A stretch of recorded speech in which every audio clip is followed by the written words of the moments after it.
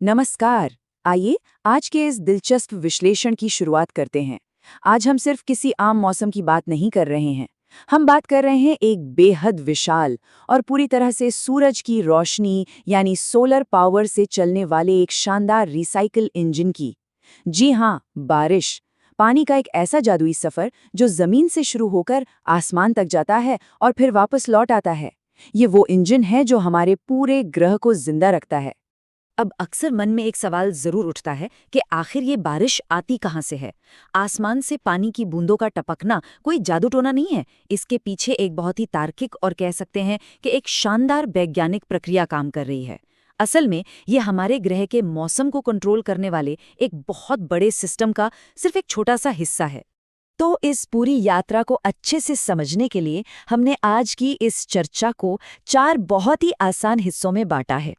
सबसे पहले हम देखेंगे महान जल चक्र यानी वाटर साइकिल को। फिर जानेंगे बारिश के 3 अलग-अलग प्रकार। उसके बाद बात करेंगे इसके वरदान और चुनौतियों की, और आखिर में कुछ बेहद रोचक तथ्य भी जानेंगे। तो चलिए बिना किसी देरी के अपने पहले भाग की तरफ बढ़ते हैं।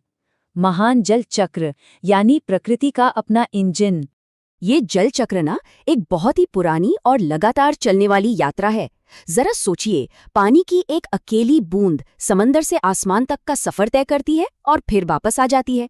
दिलचस्प बात यह है कि बारिश बनाना बिल्कुल एक केक बेक करने जैसा है। सीरियसली, इसके लिए भी सही सामग्री और सही कदम, वो भी एकदम सही क्रम में चाहिए होते हैं।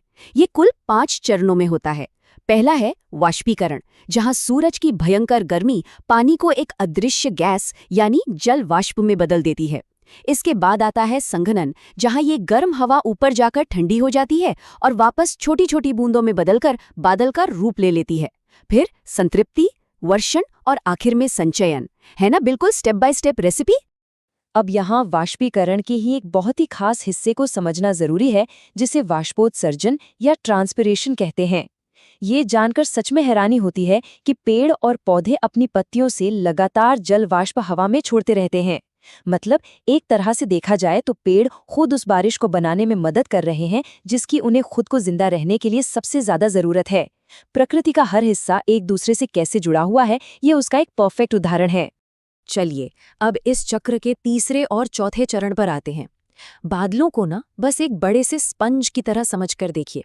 जैसे अगर एक स्पंज को नल के नीचे रख दिया जाए तो वो पानी सोखता रहता है, लेकिन जब वो पूरी तरह भर जाता है तो पानी नीचे टपकने लगता है।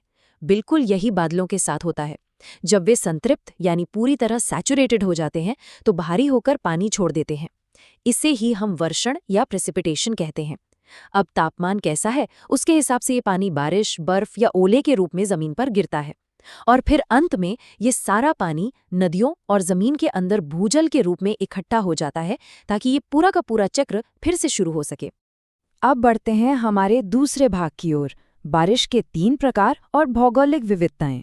देखिए, ये समझना बहुत जरूरी है कि हर बारिश एक जैसी नहीं होती। हमारे आसपास का लैंडस्केप या परिदृश्य काफी हद तक ये तय करता है कि बारिश कैसे बनेगी। अगर हम भौगोलिक स्थिति के आधार पर देखें तो बारिश मुख्य रूप से 3 तरह की होती है। पहली है संवहनी या कन्वेक्शनल बारिश।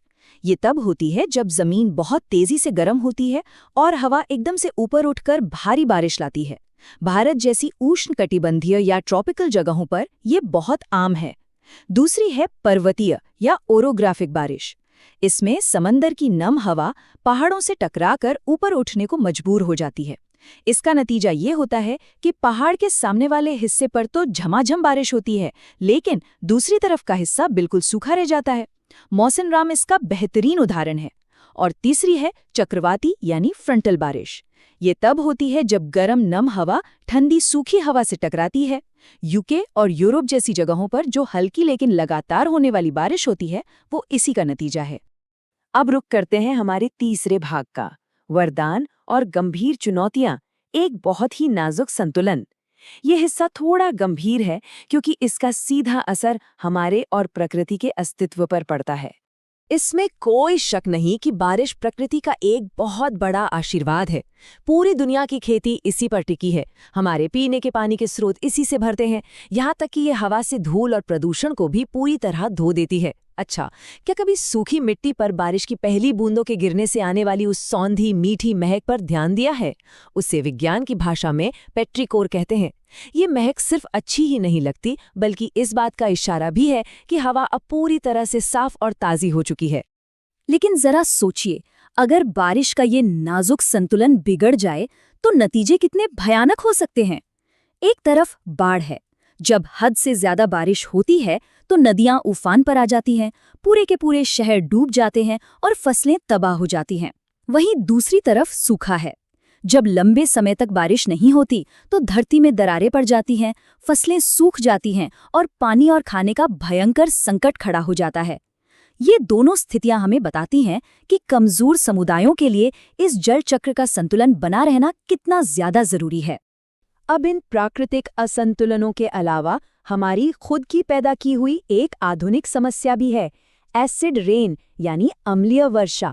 होता क्या है कि जब फैक्ट्रियों और गाड़ियों से निकलने वाला प्रदूषण जैसे सल्फर डाइऑक्साइड और नाइट्रोजन ऑक्साइड बादलों में मौजूद जल वाष्प के साथ मिलता है तो वो एक कमजोर एसिड बना लेता है। और फिर जब ये एसिड बारिश के रूप में जमीन पर गिरता है ना, तो ये जंगलों, पानी में रहने वाले जीवों और यहाँ तक कि हमारी ऐतिहासिक पत्थर की मूर्तियों को भी भारी नुकसान पहुंचाता है। खैर, अब वापस एक मजेदार मोड़ लेते हैं और आते हैं अपने चौथे और आखिरी अध्याय पर, बारिश से जुड़े कुछ बेहद रोचक तथ्य और आश्चर्यजनक घटनाएं। ये पहला तथ्य वाकई में दिमाग घुमा देने वाला है। इसे फैंटम रेन या भूतिया बारिश कहते हैं। जरा इस नज़ारे की कल्पना कीजिए। आसमान में बादलों से पानी की बूंदें गिरना शुरू तो होती हैं, लेकिन नीचे की हवा इतनी ज्यादा गर्म और सूखी होती है कि वे बूंदें जमीन तक पहुंचने से पहले ही बीच हवा में ही पूरी तरह वाष्पीकृत यानी गायब हो जाती हैं। मतलब बारिश का एक ऐसा सफर जो शुरू तो होता है, लेकिन बीच रास्ते में ही किसी रहस्यमयी तरीके से खत्म हो जाता है ना कमाल? अब इस नंबर को देखिए, 11,872 मिलीमीटर। ये कोई छोटा मोटा आंकड़ा नहीं है। ये भारत के मेघालय में मौजूद मौसिनराम की औसत सालाना बारिश है। इसे थोड़ा ऐसे समझते हैं, ये इतना पानी है कि अगर एक साथ भर दिया जाए तो कई इमारतें डूब जाएं। पर्वतीय यानी ओरोग्राफिक बारिश की वजह से इसे दुनिया की सबसे नम और सबसे ज्यादा बारिश वाली जगह का खिताब मिला हुआ है। ये नंबर अपने आप में प्रकृति की बेतहाशा ताकत का जीता जागता सबूत है। तो आज के इस पूरे विश्लेषण को समेटते हुए बस इतना ही कहना है कि ये महान जल चक्र अरबों सालों से ऐसे ही बिना रुके चल रहा है, लेकिन अब इंसानी गतिविधियों का असर इस पर साफ दिखने लगा है। हवा को साफ रखना सिर्फ एक विकल्प नहीं बल्कि हमारी जरूरत है। अगर हवा साफ रहेगी तभी आसमान से गिरने वाली हर एक बूंद एक शुद्ध और जीवनदायिनी वरदान बनी रहेगी। एक ऐसा चक्र जिस पर हम सबका भविष्य टिका है। तो क्या हम अपने सिकलौते इंजन को बचाने के लिए काफी कोशिश कर रहे हैं? ये वाकई सोचने वाली बात है।